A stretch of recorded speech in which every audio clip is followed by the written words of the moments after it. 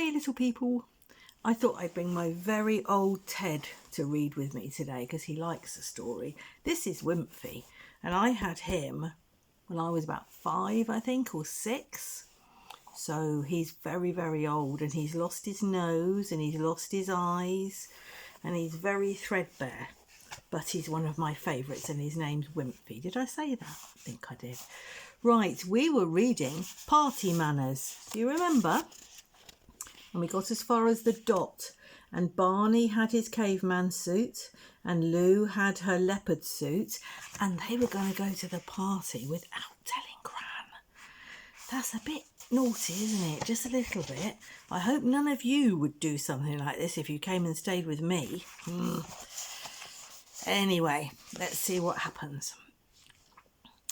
1 or 2 stars had come out in the dark blue sky overhead, and there was a golden wash of sunset in the west above the dark woods.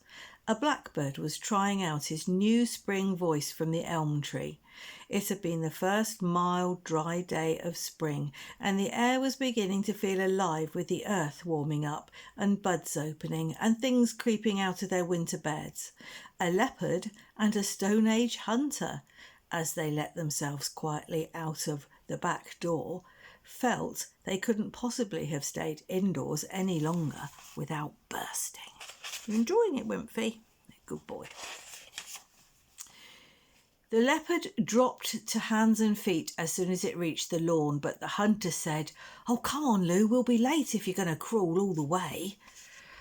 "I can go just as fast like this," said the leopard, and went bounding off towards the back gate.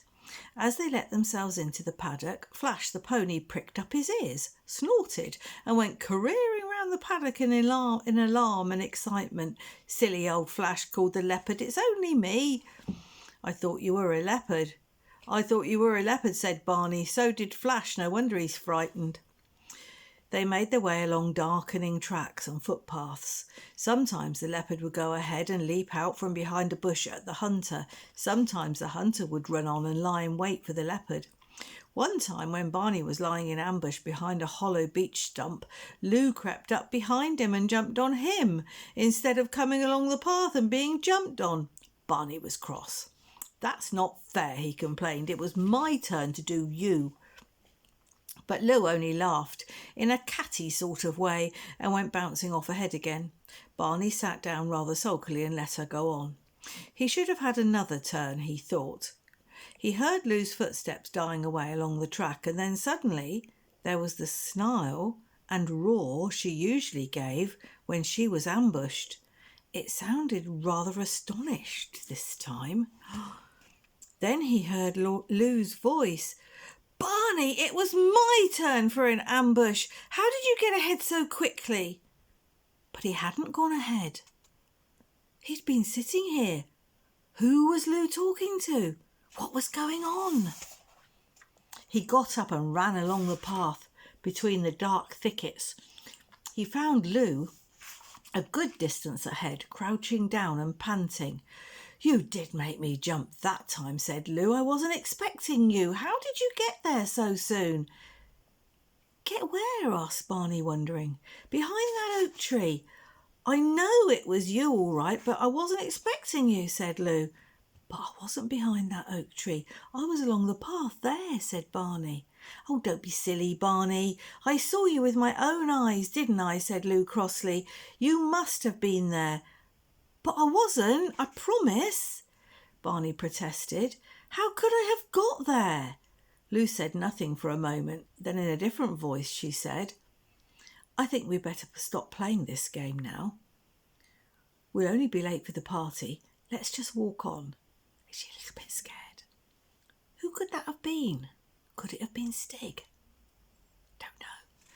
They went on side by side. The wood was getting really dark now, and as they went along by the fir plantation, the leopard and the hunter actually found themselves holding hands. "You know, people say they sometimes have a feeling someone's following them," said Lou suddenly, in a voice that tried to be bright and ordinary. "What about it?" said Barney. "Oh, nothing," said Lou. "I suppose it's not far now to the Falcon Greens. But Barney had suddenly had an idea. Lou had seen something behind an oak tree looking like him, and now there was this feeling of being followed. Barney thought he knew what was going on, but Lou didn't, and he laughed softly to himself. He's going to be cheeky now and do a trick on her, isn't he, or something? I don't see there's anything to laugh at, snapped Lou, almost tearfully, and she stamped her foot. They came out at last into the lane, crossed over, and there was the entrance to the Falcon Greens drive. They could see cars parked outside the house, big ones and little ones, and lights blazed from the windows and from over the front door. Lou's eyes began to sparkle, but now Barney started to feel uncomfortable. He liked parties almost as much as Lou. Once they had started, but he felt shy about going up to the big door and ringing the bell. As Lou skipped up the steps and pulled the handle, Barney took a grip on his axe and looked back along the shadowy drive. Ah, yes, he was almost sure something had slipped between two rhododendron bushes. It was what he had thought. Someone was lurking behind them. It was Stig. We were right. The front door opened and Mrs. Hawcombe Green stood there looking a little distracted already. Look, there they are. There's all the party going on at the back here. There's the leopard Lou, and there's caveman Barney, and there's the lady who's running the party, and she's looking a little bit disturbed. Distracted, I think that's what they said, didn't they? Hello. Do come in, she cried. Oh, it's the puma and the caveman. How sweet of you to come, and how realistic. She sniffed a little at the animal smell that came in with them, but there was a wail from behind her, and she had to turn round to the mass of children of all ages who were hurtling about the big hall in standing dumbly in corners. Oh dear, who is behind the mask there? Lone Ranger, or is it Zorro? Please don't poke little Bo Peep with your sword, will you, dear? She's only 3 and she doesn't like it. Lou looked round excitedly at the dressed-up children. There were peasant girls and ladies from the Middle Ages, and cowboys and kings and queens and cowgirls and more cowboys, and a spaceman who was looking rather hot already, and more cowboys and more Indians and squaws, but she seemed to be the only one in a real animal skin. Barney was looking at the walls of the hall. Look at all those things on the wall, Lou, he whispered. There was hardly a square foot of wall that was not covered with trophies, heads of gazelles and hartebeests and gnus, bunches of spears and assages and leather shields, racks of swords and daggers and old guns. This is a super place, murmured Barney. I'm jolly glad we came, aren't you? It says there's bunches of spears and assages. I don't know how to pronounce that. It's this word here. Maybe you could ask Mummy or Daddy to look it up for you. It says ass, and then it goes down there and finishes off down there. And I can't pronounce it. I'll have to look it up in the dictionary. I don't think I've ever heard of it. I bet Michael has. Mrs. Falcon Green clapped her hands loudly. Now then, children, she called. I think we're all here, so we'll start off by dancing Sir Roger de Coverley. I expect you all know it, don't you? The girls do anyway, and they can show the boys. Most of the girls began twittering with pleasure and formed themselves in line ready to begin. But there were glum looks among the boys, and they stood around grasping various weapons. It was going to be that sort of party, was it? Come on, boys, line up. All pistols, tomahawks, ray guns and stone axes on the oak chest, if you please, caroled Mrs. Falcon Green, as she sat down at the grand piano. The boys lined up sheepishly and the music began, and the girls hopped and skipped and the boys blundered and bumped, and everyone was rather glad when the dance came to an end. It must have been a bit like a country dance, like a line dance or something, an old dance from olden days. Mrs. Falcon Green had got everything well organised. After the dancing, they had guessing games and acting games and sitting in a ring games. And she had just handed out pieces of paper and pencils to everyone who could write and got one of the older girls to do ring a roses with the tinies when all the lights went out. "The fuses!" wailed Mrs. Hawcombe Green. "One of you older ones, get a game going, will you? I won't be long, I hope." And she made her way into the back part of the house. There was a lot of scuffling and squeaking in the dark, only lit by the flickering flames from the big fireplace. Of course, it had to be Lou who thought of something. We'll have a leopard hunt," she said. "Give me 20 to get away, and you've all got to hunt me and put me in a cage, all right?" There were shouts of agreement. Boys scrambled for their weapons in the dark. Several people counted up to 20. Everybody shouted, "Coming!" And except for a few tiny ones who stayed by the fire, everyone scattered up the stairs and along corridors, whooping and chattering and telling each other to be quiet. Barney was one of the first up the broad staircase and onto the dark landing. Moonlight came in through a leaded window and shone on a figure standing there. He was just going to say something to it when he noticed it was an empty suit of old-fashioned armour. But there was someone coming up the stairs close behind him. He saw the headdress of the Indian chief. "Seen the leopard?" asked the Indian. "No," said Barney. "Let's go along here." They went along the corridor, and at the end there was a bare wooden staircase going up and down. "Come on up," said the Indian. They climbed the stairs, their feet making quite a noise on the bare boards, and found themselves almost at the top of the house. There was an unlived-in feeling up there. The Indian tried the door of a room and it opened. There was nothing but boxes and trunks in the room, and there was a big window through which the moonlight came. "That leads onto the roof, that window," said the Indian. "I know, I've been there." "Perhaps she's on the roof, the leopard, I mean," said Barney. "Might be," said the Indian. He struggled to open the window. They both got through it and out onto a ledge with a parapet. The roof sloped up behind them. They leaned over the parapet and looked a long way down to the moonlit lawn. And there in the middle of the lawn an animal was crouching. Barney's heart gave a bump, although he knew he was only hunting for his sister. He still thought, "Oh my goodness, it's a real wild animal in the dark." "Look," he gasped to his friend the Indian. "There it is, the leopard, down there." "Crumbs!" exclaimed the Indian. "Doesn't it look real? Come on, down again, quick." They got back in through the window, bumped through the box room, clattered down the stairs and made for the main staircase, calling out, "Outside, everybody! The leopard's in the garden! Everybody out!" Hunters, who had been crawling under beds and giggling in closets and wardrobes, made for the staircase too, and the big door was left open and they all streamed out into the moonlit garden. "In the shrubbery!" shouted Barney. "Leopard's in the shrubbery! Let's drive it out!" Pirates, cowboys and shepherdesses piled into the shrubbery, whooping and crashing, and out of the corner of his eyes Barney saw something bolt out of the undergrowth and into the shadow of the house. "Tally-ho!" he hollowed, and sped after it along the gravel path and round the back, past glass houses. That's greenhouses, I think, like I've just got.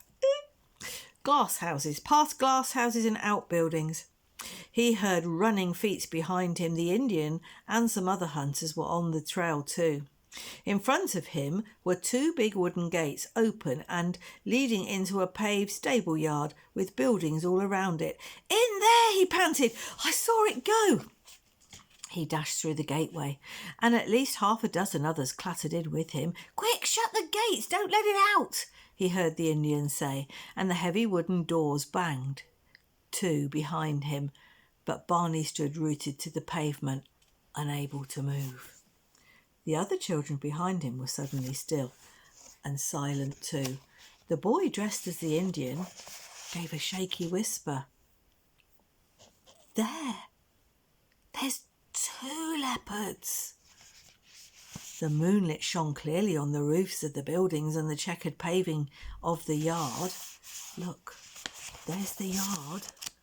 And look, there's 2 leopards." And there's all the boys back there. Oh my goodness. And clearly in the moonlight, like two figures on a stage, two animal forms crouched facing each other. Both had gold and black spotted fur and long tails, but as one of the crouching beasts turned its head to glare at the hunters by the gate, its eyes flashed green and alive in the moonlight. And under the mask of the other beast, Barney recognised the white face of his sister. How long they all stood like that, Barney didn't know. Barney grasping his stone axe, but feeling as if he was turned to stone himself. Lou crouched there, desperately willing her whole body to turn into a real live wild beast to meet this awful peril, and the real live leopard itself, because it couldn't be anything else. Frightened by the hullabaloo, mystified by the strange half-beast, half-human that faced it, cornered and angry, it was like a nightmare game when nobody knew what the next move would be. And then Barney heard the Indian behind him give another hoarse whisper. 2 cavemen. Who's the 2 cavemen? That must be Barney and Stig, do you think? Has Stig come to the rescue? For out of the shadows at the far end of the yard appeared a figure that might have been his own reflection in a mirror, shaggy hair, rabbit skins and bare limbs. But this one carried a long spear with a glinting blade, and it was levelled at the real leopard. And suddenly Barney's limbs unfroze, and he whispered, "Stig!" The leopard shifted its gaze. It shot a glance at Barney. It looked back at the unmoving Lou. It turned to the advancing Stig and gave a low growl. Its tail twitched, and it began tucking its feet under it, as a cat does when it's about to charge and spring. Stig crouched too, still pointing his spear, and Barney saw that in the shadows beyond Stig was the open door of an empty stable. The leopard had decided which was its most dangerous enemy, and now kept its eyes on Stig. He thought Stig was the most likely to get him. Barney crept forward behind it. He was almost within axe reach of its twitching tail. The leopard stopped shifting its feet. Its tail lay still for an instant. Its muscles were tense. It sprang, but as it sprang, Barney brought his axe down on the tip of its tail. Lou burst into life with a sudden roar. Stig threw himself sideways, and the startled and confused leopard jumped twice as high and twice as far as it had meant to and vanished into the dark doorway of the stable. Barney hurled himself forward, slammed the lower half of the door shut, and then the upper half, and gasped, "Quick, quick, quick, somebody bolt it!" Lou and the Indian struggled with the bolts, and at last they all sank down on the pavement, feeling exhausted and weak. The other children had now opened the gates of the yard, and the rest of the party were streaming in, chattering and asking questions. "Where's the leopard? Have you caught the leopard? Is the game over? What do you mean it was a real leopard? Let's have another leopard hunt. It was super fun. Why can't we have another leopard hunt? What do you mean the leopard's in the stable? There's the leopard. 2 leopards? Well, that's not fair. Nobody told us there were 2 leopards. Why can't we see the other leopard in the stable? Let it out and have another hunt." And the boy in the Zorro suit was actually fumbling with the bolts and trying to open the door of the stable. Stig, who was standing there, rapped him over the knuckles with the shaft of his spear, with the haft of his spear. It must be the handle. "All right, caveman," said Zorro crossly. "I can open the door if I want to. It's not your business." But Stig turned his spear round and threatened him with the point, and Zorro retreated, saying, "No need to get nasty." Then suddenly all the windows of the big house blazed with light again, and then the voice of Mrs. Falcom Green came from the front steps, calling, "Children! Children! You're all to come in at once! Everyone inside as quick as ever you can!" She sounded as if she was almost frightened of something. As they all trooped round to the front entrance, they noticed a big truck in the drive and strange men standing around, and some of the men had rifles. Mrs. Falcom Green was standing on the steps flapping her hands. "Oh, come along, she cried. cried. "It was so naughty of you to go outside. 1, 2, 3, 4, 5. Just go into the hall and stand still while I count you all." They stood wide-eyed in the hall as Mrs. Faulcon-Green slammed the big door behind her, leant against it with a white face, counted the guests, and then counted again and muttered to herself, "Oh dear, how many should there be? Little Jonathan couldn't come because of measles, and then there's Betty Strickwell didn't answer." The children began to join in with helpful voices. "Where's the other caveman?" "Yes, there's supposed to be 2 cavemen. I saw them. And there's 2. Please be quiet. You only confuse me," moaned Mrs. Faulcon-Green. She turned to a strange man in a raincoat who was standing by the door. "I think they're all here, Mr. she said. "Would you like to explain?" "Sorry to spoil your party, kiddies," said the man. "I'm from Bottom's Circus, and I'm afraid one of our lions got loose from its travelling cage, and it must be somewhere about here. But don't you worry, we'll soon catch him." There were excited gasps and whistles from the children. Then Lou spoke up. "It was a leopard, wasn't it?" she said. The man looked at Lou. "Yes, girlie," he smiled. "Like you, only a bit fiercer." And Barney stepped forward. "It's all right, sir," he said. "We put it in the stables, me and Stig and Lou. I'll help you get it out if you like." "Well, there's the thing. They caught the leopard from the circus and they saved the day, so nobody got hurt by the leopard." Wow, that was good, wasn't it? Chapter 8 is Midsummer Night. I'll read that tomorrow. Okay. Night-night, people. Love you lots. Wave goodbye, Wimpy. Bye.